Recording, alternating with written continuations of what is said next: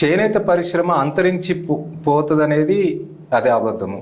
అది అంతరించిపోవడం అనేది చేనేత రంగానికి ఉండదు.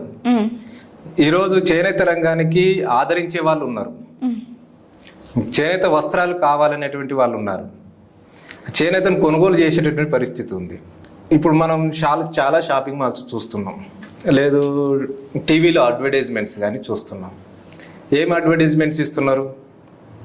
మేము పలానా కంచిలో కానీ, ధర్మవరంలో కానీ, పోచంపల్లిలో కానీ మేము చేనేత మగ్గాల ద్వారా ఉత్పత్తి చేయించి మా షోరూంలో చేనేత వస్త్రాలు అమ్ముతున్నామని చెప్తున్నారు.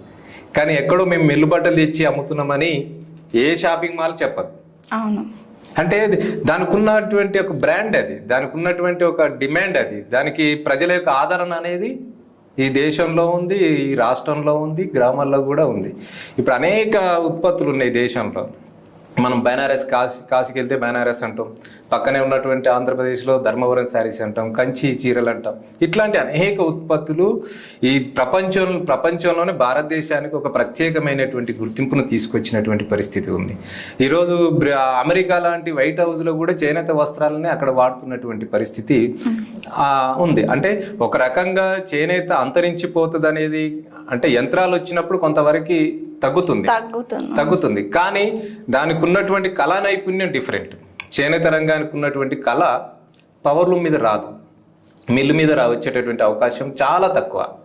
అదేమన్నా ఇప్పుడు చాలా కొన్ని జరుగుతుంది ఏంది, కొన్ని వ్యాపారస్తులు కానీ షాపింగ్ మాల్స్ వాళ్ళు చేస్తున్నది ఏమిటి, చేనేతకు సంబంధించినటువంటి ప్రింటెడ్ అక్కడ ఉన్నటువంటి పేటెంట్ పోచంపల్లి ఇక్కత్ శారీస్ ఉన్నాయి. ఆ ఇక్కత్ శారీస్కి ఉన్నటువంటి డిజైన్ని ఈరోజు మామూలు పాలిస్టర్ మీద ప్రింట్ చేసి పోచంపల్లి శారీస్ అని అమ్ముతా ఉన్నారు. అంటే అక్కడే ఒకటి ఆలోచించాలి, అంటే ప్రజలు దేనిని ఆదరిస్తున్నారు? పోచంపల్లి చీరను ఆదరిస్తున్నారు, దానికి ఉన్న డిజైన్ ఆదరిస్తున్నారు. కానీ మిల్లు దానికి ఆదరించట్లే. అది పోచంపల్లి చీర అని మా షాపింగ్ మాల్స్ వాళ్ళు అమ్ముతున్నారు, కానీ పోచంపల్లి చీర అనే కదా కొనుక్కుంటుంది, పోచంపల్లి వస్త్రం అనే కొనుక్కుంటున్నారు, లేదు ధర్మవరం శారీస్ అనే కొనుక్కుంటున్నటువంటి పరిస్థితి. అంటే ప్రజల్లో మంచి ఆదరణ ఉన్నది. ఒక మాటలో చెప్పాలంటే చేనేతకు చెప్పుకుంటే ఒక చరిత్ర ఉంది, కానీ ఆదుకుంటే కూడా అందమైన భవిత కూడా చేనేత రంగానికి ఉంది. కానీ ఆ ప్రభుత్వాలు ఆ వైపు ఆలోచించినటువంటి పరిస్థితులు ఈరోజు ఈ చేనేత రంగం, అటు టెక్స్టైల్ రంగం కూడా సంక్షోభంలో కూలిపోయినటువంటి పరిస్థితి రాష్ట్రంలో. Hi, this is Mounika. Please like, share and subscribe JSR media. Hello, నేను స్వాతి. JSR మీడియాకి వెంటనే లైక్ చేయండి, షేర్ చేయండి, కమెంట్ చేయండి అండ్ సబ్స్క్రైబ్ అవ్వండి. Thank you.